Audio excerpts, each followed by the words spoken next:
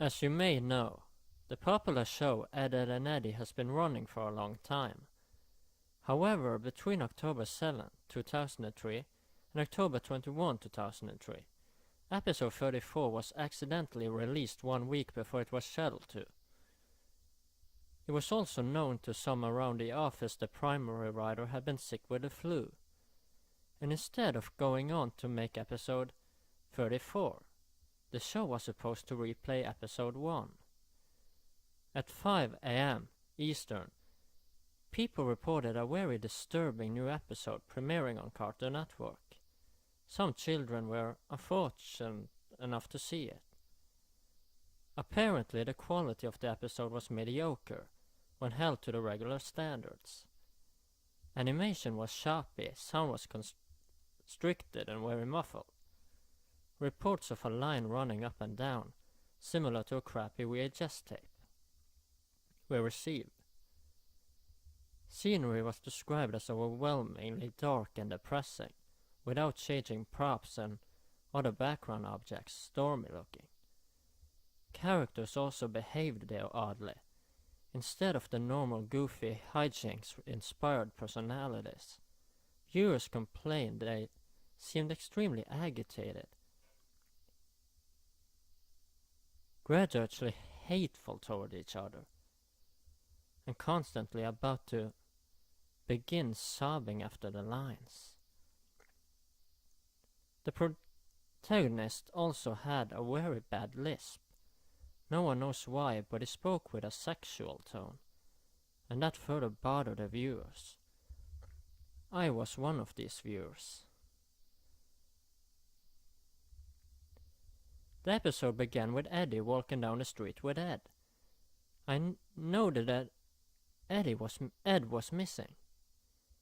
There was an angular shot coming from in front of the two to show them walking toward the viewer. He, Eddy, was wearing the angry look he does when something goes wrong. His eyes were red around the iris. Ed looked absolutely forlorn and practically dragged behind Eddy, tears in his eyes, which were both lazy and looking in opposite outward directions. Kevin, the serious antagonist, was riding his bike opposite of the Eds, toward them. The shot became blurry and low moans were heard coming from Eddy before Kevin hit him, which never happened because the screen went to black. The screen then snapped back, and Kevin was again headed toward Eddy. The view was so blurry this time. All I saw was a green blob headed toward a yellow one. Again, the low moan. Only this time it sounded like the microphone was broken. A loud static came, greatly overshadowing the moan. A claymation sequence of Double D sleeping in Eddy's bed came up. Honestly, it may have just been the outro, but I jumped and shivered. Waking up and getting out of bed, he moved oddly around a circular room, the fast pitter-patter of footsteps being the only audio. The steps sound very clear as I was shown a bird's eye of him scampering around the room. There were no visible doors. Ed began screeching, sounded like a fisher cat, as he moved widely around the cell of a room, faster and faster until the screen began blurring again, the purple room's color swallowing a now orange blur. An extreme close-up of Eddy's front door sat in absolute silence for a imaginably long time, at least 2 minutes of dead silence at a door.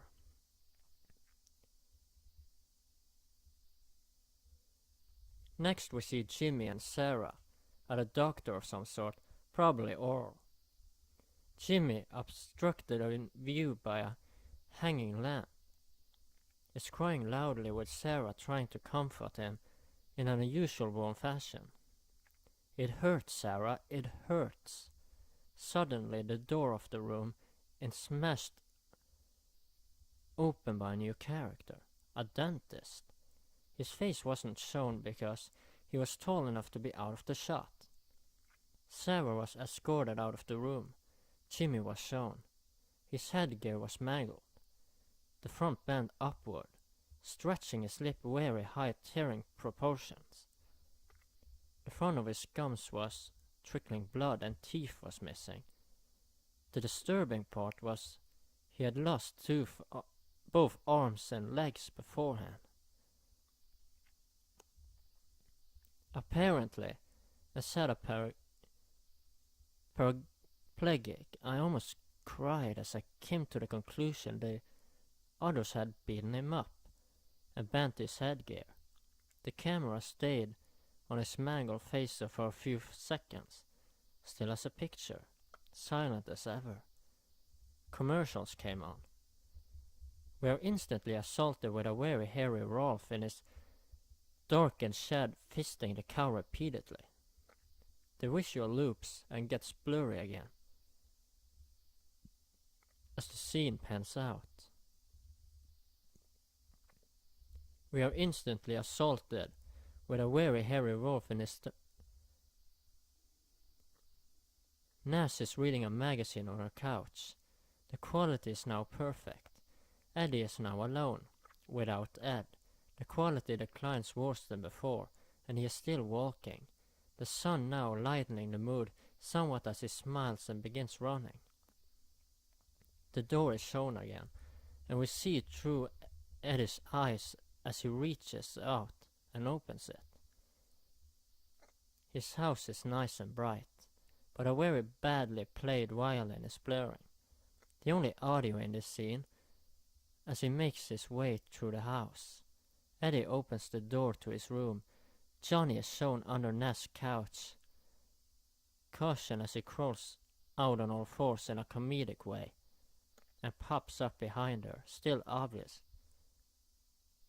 I laugh because someone forgot to draw his eyes and I thought of a mole. Suddenly, I stop laughing as he's starting swallowing her head.